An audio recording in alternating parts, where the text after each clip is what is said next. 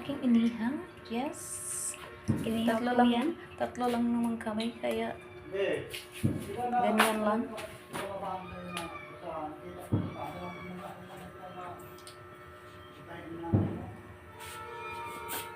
Dito ko tayo ngayon ng bihon.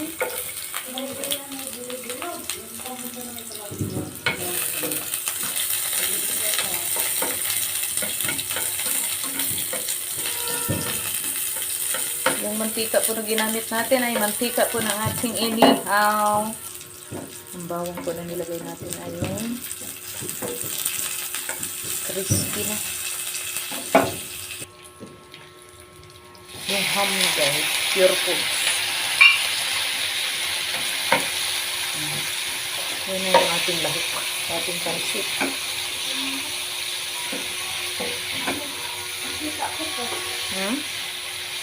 Lagay mo. Yan ba yung tinira mo sa akar? Sus, gito. Diba? Baboy din naman yan. Carrots.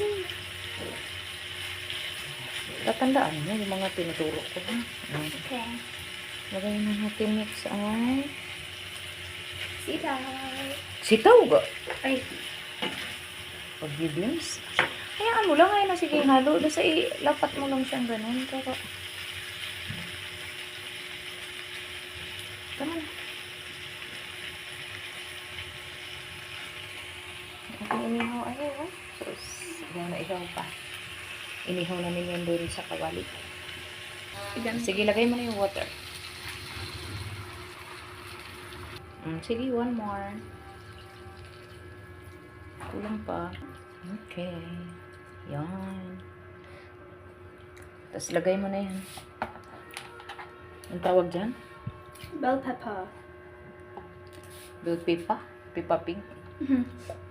Titimplahan na natin yan. Asa na yung panimpla mo? Okay. Haluin na. Halo anak, halo anak. Oh my. Ano na narinig ko? Sarap ng gulali. Tsaka soy sauce. Ay, walang butas. Dali. May pa-fireworks ko sa labas. Sus ko, wala akong pakialam dyan sa fireworks. Lagi daw. Tikman mo. Yung sabaw lang. Ang lasa. Pag sure. Abang pumanggod. Taka. Bibila ko eh. Kulo na. Mulo.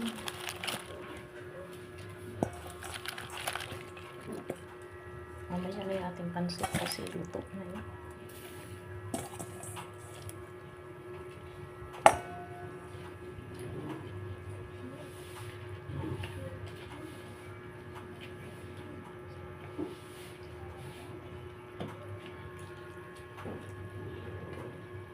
Sweet ko to guys kaysa sa spaghetti. Lagay na natin ang ating pansit.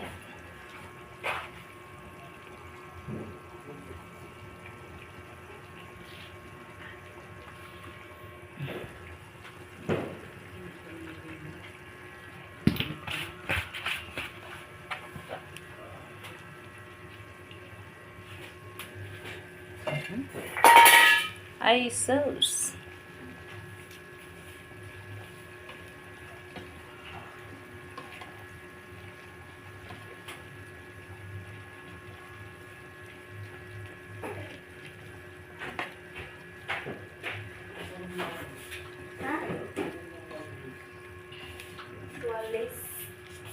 Walis na good.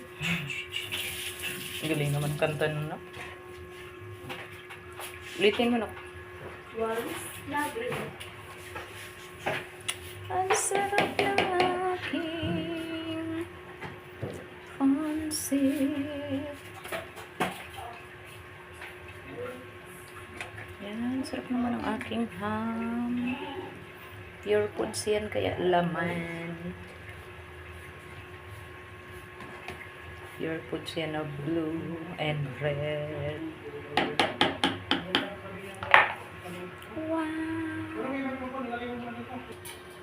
Ayan na po, luto na po ang aking pancit. Ang aking panciteria.